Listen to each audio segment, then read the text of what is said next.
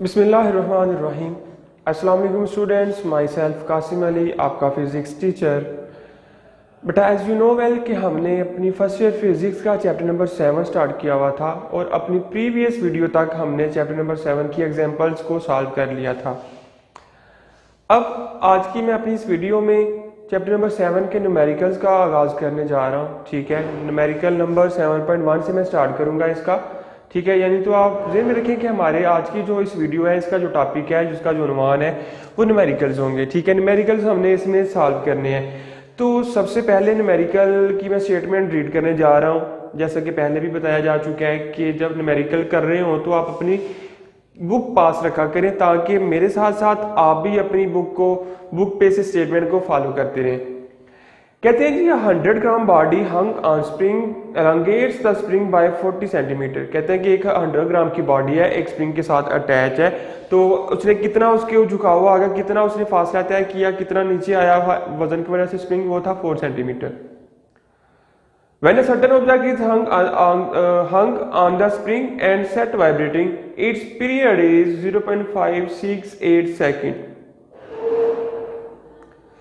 What is the mass of the object pulling the spring?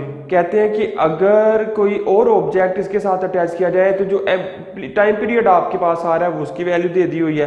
फिर कहते हैं कि जो टाइम पीरियड के लिए वैल्यू दी हुई है उस वक्त जो मैस अटैच था वो मैस आपने फाइंड करना है। यानी दो मैस आपके पास है, एक तो गिवन है, दूसरा आपने फाइंड करना है।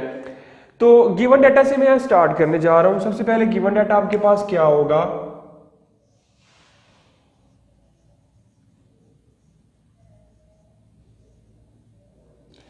गिवन डाटा जी हमें कह रहे हैं कि मैस ऑफ बॉडी, ठीक है, जिसको हम सिंपल कह सकते हैं mass is equal to M is equal to आपके पास दिया हुआ है 100 gram. And you know well कि जब भी हमने न्यूमेरिकल्स या एग्जांपल्स को सॉल्व आउट करना है तो आपके पास जितनी भी क्वांटिटीज गिवन होंगी आपने उनको बेस यूनिट में कन्वर्ट करके फिर हल करना है। अब इस टर्म में हमारे पास जो मैस है वो गिवन है ग्राम के अंदर, लेकिन हमने इसको बनाना है किलोग्राम। तो आप 1000 के साथ अगर इस टर्म को डिवाइड कर देंगे तो आपके पास बन जाएगा किलोग्राम। तो आपके पास जो फाइनल आंसर आ रहा है वो आ रहा है 0.1 किलोग्राम। यह आ गया आपके पास मैस का आंसर। जो दूसरी चीज है वो कह रहे हैं extension in produce in spring, कि जब मैस उसके साथ हंग किया, ठीक है, उसके बाद जो उसकी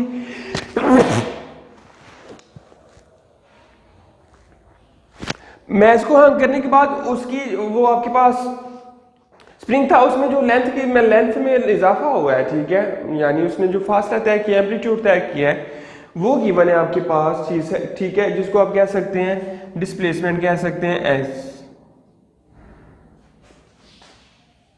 डिस्प्लेसमेंट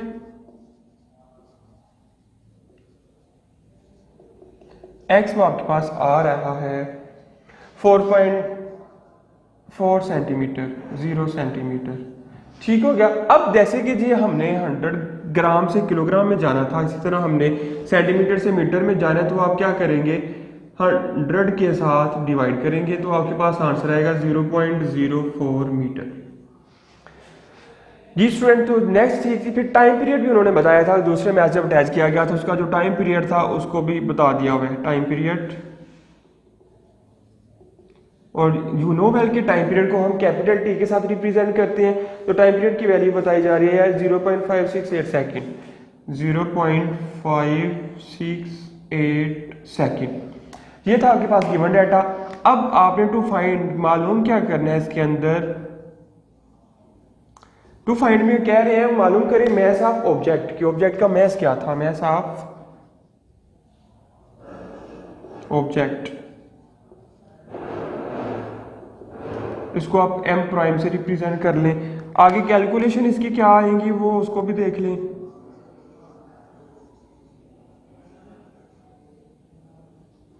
ठीक है स्टूडेंट्स, तो कैलकुलेशन में जैसे कहते हैं अकॉर्डिंग टू हुक्स लॉ, हमने फार्मूला पढ़ा था अकॉर्डिंग टू हुक्स लॉ।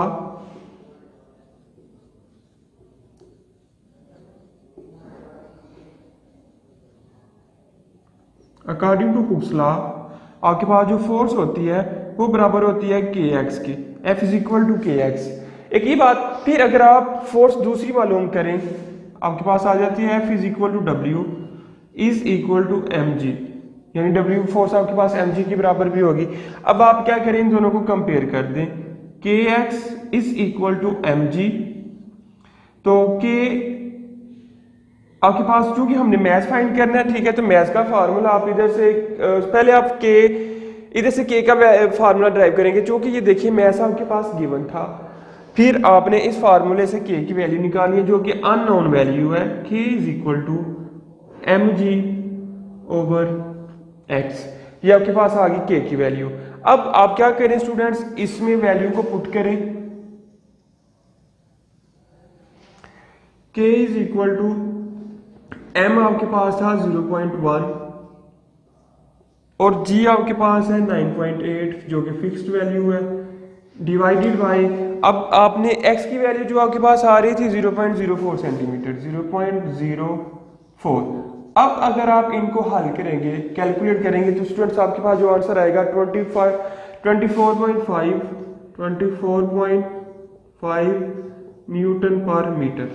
ये आपके पास वैल्यू आ गई के की। अब चूंकि हमने निकालना क्या था, मैथ ऑफ द ऑब्जेक्ट, ठीक है, कि ऑब्जेक्ट का जो मैथ है उसको कैलकुलेट करना है।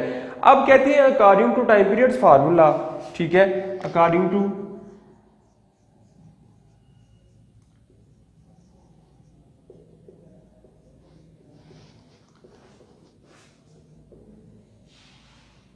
टाइम पीरियड का फार्मूला यूज करते हुए जो कि आपके पास है t is equal to 2 pi, ठीक है, t is equal to 2 pi के ओवर m, ठीक है।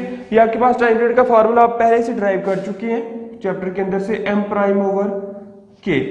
अब स्टूडेंट्स आपने इधर से ये फार्मूले से आपने m की वैल्यू बनानी है। क्या करेंगे, taking square on both sides, इधर आ जाएगा t का स्क्वायर, फिर 4 पाई का स्क्वायर, और ये वाला स्केल स्केल उनके साथ कैंसिल, बाकी बच जाएगा m prime divided by k। अब क्या करें, ये वाली टर्म इधर मल्टीप्लाई हो रही है, इधर आके डिवाइड कर दें, t4 डिवाइडेड बाय 4 पाई का स्क्वायर, t का स्क्वायर आएगा। अब k m के साथ डिवाइड हो रहा है, इसके साथ आकर मल्टीप्लाई हो जाएगा, तो आपके पास फार्मूला बन गया m प्राइम का ये वाला। अब आपने वैल्यूज को पुट करना है, तो m प्राइम के लिए आपके पास वैल्यूज, t आपके पास क्या था, टाइम पीरियड 0.568 का स्क्वायर, ठीक है, फिर k आपके पास क्या आया था 24.5 divided by 4 as it is, pi की वैल्यू 3.14, ये पुट कर ली। अब स्टूडेंट जब आप इसको हल करेंगे, ठीक है, हल करने के बाद जो फाइनल आंसर आपके पास आ रहा है इसमें, वो आ रहा है 0.200 ग्राम। आपके पास जो आंसर आएगा वो क्या आएगा, 0.200 किलोग्राम आपके पास वो आंसर आ रहा था।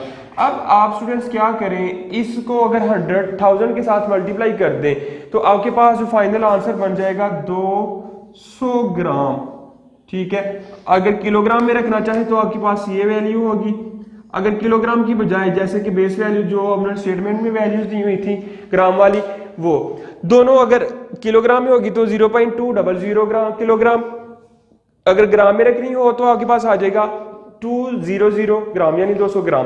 तो स्टूडेंट ये था आपके पास फर्स्ट न्यूमेरिकल इस चैप्टर का। तो नेक्स्ट टॉपिक अगर देखें हम न्यूमेरिकल की तरफ, तो आपके पास आ रहा है अलाउड।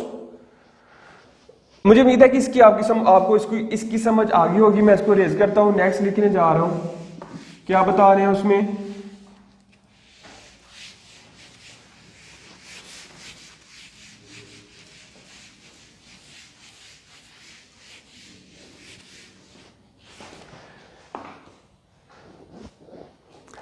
कहते हैं लोड ऑफ 15 ग्राम के 15 ग्राम 15 ग्राम का एक लोड हैंग है, ठीक है, स्प्रिंग बाय 2 सेंटीमीटर, उसने 2 सेंटीमीटर का डिस्टेंस कवर कर लिया। If body of mass 294 gram is attach to spring and is set into vibration with an amplitude of 10 centimetre. कहते हैं कि 294 ग्राम की बॉडी स्प्रिंग के साथ अटैच कर दें और उसको वाइब्रेशन में लगा दें तो ऑसिलेशन में उसका जो एम्पलीट्यूड बन रहा है वो बन रहा है 10 centimetre.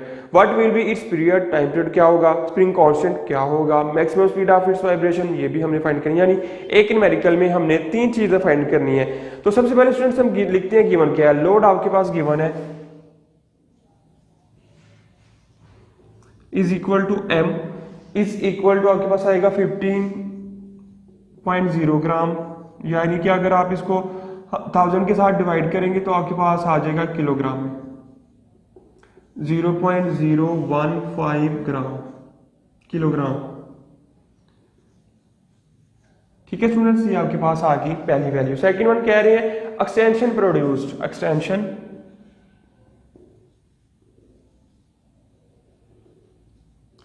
Is equal to X. तो एक्स को हम रिप्रेजेंट कर रहे थे, वो आपके पास था 2 सेंटीमीटर। अगर मीटर सेंटीमीटर में कन्वर्ट करें कैसे, 100 के साथ डिवाइड करके, तो आपके पास आ जाएगा 0.02 मीटर।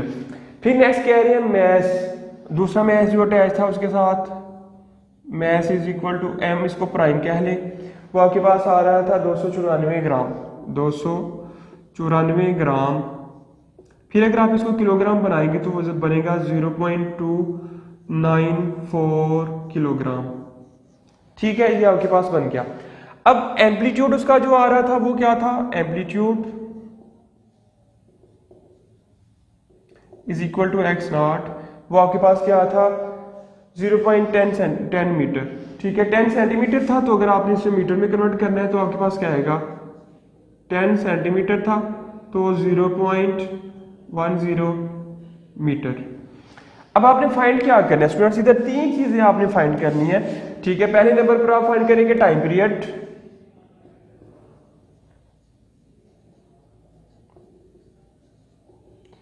ये आप फाइंड करेंगे।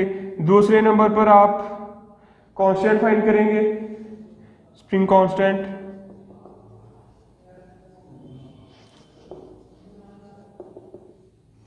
सेकंड वन आप क्या फाइंड करेंगे, थर्ड वन आपके पास आएगा स्पीड, मैक्सिमम स्पीड, जो कि वी नॉट होगा, ये आप कैलकुलेट करेंगे, इसको हम कहते हैं के आपके पास। ये 3 चीजें फाइंड करनी है। अब कैलकुलेशन की तरफ जब बढ़े हम,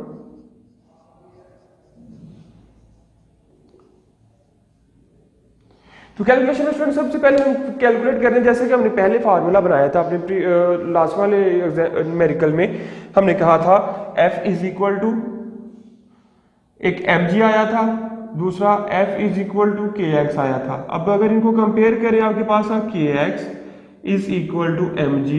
अब इधर से k की वैल्यू हमने फाइंड करनी है जैसे लास्ट टाइम की थी, mg डिवाइडेड बाय x, तो आपके पास ये k का फार्मूला बन जाएगा। अब k के फार्मूले से अगर आप वैल्यूज पुट करें तो k की जो वैल्यू आएगी स्टूडेंट्स उनको भी देख लेते हैं। m आपके पास है, ये वाला पुट करेंगे 0.015 डिवाइडेड बाय इंटू 9.8g की वैल्यू। अब डिवाइडेड बाय आपके पास स्टूडेंट x आ रहा था, तो x की वैल्यू आपके पास थी 0.02। अब अगर आप इनको कैलकुलेटर की मदद से सॉल्व आउट करेंगे तो स्टूडेंट्स आंसर आएगा 7.35 न्यूटन पर मीटर। ये आपके पास एक वैल्यू आ गई। फर्स्ट जो था स्प्रिंग कांस्टेंट, क्योंकि स्प्रिंग कांस्टेंट अगर हमें मालूम होगा तो भी हम टाइम पीरियड निकाल सकते हैं, अदरवाइज हमारे लिए निकालना मुश्किल होगा। अब टाइम पीरियड की बात करें अगर हम, ठीक है, दूसरी बात करें हम टाइम पीरियड की, तो टाइम पीरियड का फार्मूला क्या होगा, T is equal to 2 pi square root of m prime over k। अब सिंपल आपने इसमें भी वैल्यूज को पुट करना है। T is equal to 2 as it is, pi की जगह 3.14, स्क्वायर रूट m प्राइम आपके पास आ रहा था 0.294 और k आपके पास आया था 7.35। ठीक होगा स्टूडेंट्स, बिल्कुल सिंपल सी क्वेश्चन है, आपने सिर्फ ध्यान रखकर वैल्यूज को पुट करते जाना है। अब अगर आप इसको हल करें तो आपके पास आंसर आएगा 6 पॉइंट, अगर आप इन दोनों को मल्टीप्लाई करें तो आपके पास आएगा 6.28 और अगर आप इसको इन दोनों को डिवाइड करके अगर स्क्वायर रूट लें तो आपके पास जो फाइनल आंसर रहेगा, यानी ऊपर वाली टर्म को नीचे वाली से मल्टीप्लाई करें पहले, फिर जो आंसर रहेगा उसका स्क्वायर रूट ले लें तो आपके पास आंसर रहेगा 0.2। फिर अगर आप क्या करें, इन दोनों टर्म्स को मल्टीप्लाई कर दें तो आपके पास फाइनल आंसर आएगा 1.26 और ये सेकंड। ठीक है, ये आपके पास था टाइम पीरियड, बिल्कुल सिंपल तरीके से फाइंड हो गया ये भी।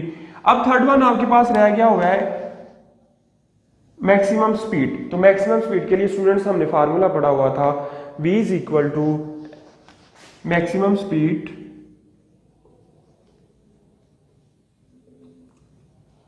v not is equal to x not square root of k over m prime. ठीक है स्टूडेंट्स, ये हमने मैक्सिमम स्पीड के लिए फार्मूला पढ़ा था। अब आपके पास सिंपल वैल्यूज को पुट करें, v not is equal to x not, जो डिस्प्लेसमेंट आ रहा था वो था 0.02 स्क्वायर रूट ऑफ k आपके पास आया था 7.35 डिवाइडेड बाय m प्राइम आपके पास था, m प्राइम इधर से देखें 0.294 0.294। अब स्टूडेंट्स अगर आप क्या करें 0.02 as it is multiply in दोनों को फिर से हल करें स्क्वायर रूट के अंदर, तो आपके पास स्टूडेंट्स क्या आंसर आएगा, एक्स नॉट को मैक्सिमम डिस्प्लेसमेंट जो कवर हुआ था एक्सटेंशन एक्स, वो आपके पास थी 0.2। तो स्टूडेंट फाइनल आंसर मैं लिखने जा रहा हूं इधर। अगर मल्टीप्लाई करने के बाद अगर आप आंसर लिखेंगे, चूंकि कैलकुलेटर की मदद से आपने हल करना है तो आसानी से कर सकते हैं। आपके पास आंसर आएगा 0.5 मीटर पर सेकंड, 0.5 मीटर पर सेकंड। अगर इसको मीटर की बजाय सेंटीमीटर में कन्वर्ट करना हो तो आप इसको 100 के साथ मल्टीप्लाई कर दें, v not is equal to 50 centimetre पर सेकंड। दोनों टर्म्स आपके पास आ जाएंगी। तो स्टूडेंट्स ये था मेरे पास न्यूमेरिकल नंबर 7.2, बिल्कुल ही सिंपल से क्वेश्चन थे। एग्जाम्पल नंबर न्यूमेरिकल नंबर 7.1 और 7.2। और स्टूडेंट्स आई होप कि आपको इन सब की समझ आ गई होगी। तो मिलते हैं फिर हम अपनी अगली वीडियो में अपनी बाकी न्यूमेरिकल्स के साथ। तब तक के लिए मुझे इजाजत दीजिए, अल्लाह हाफिज। वीडियो पसंद आई तो लाइक करें, अपनी राय कमेंट करें। ऐसे ही मजीद वीडियोस के लिए हमारा चैनल सब्सक्राइब करें और बेल का आइकन दबाएं ताकि आपको हर वीडियो का नोटिफिकेशन मिलता रहे।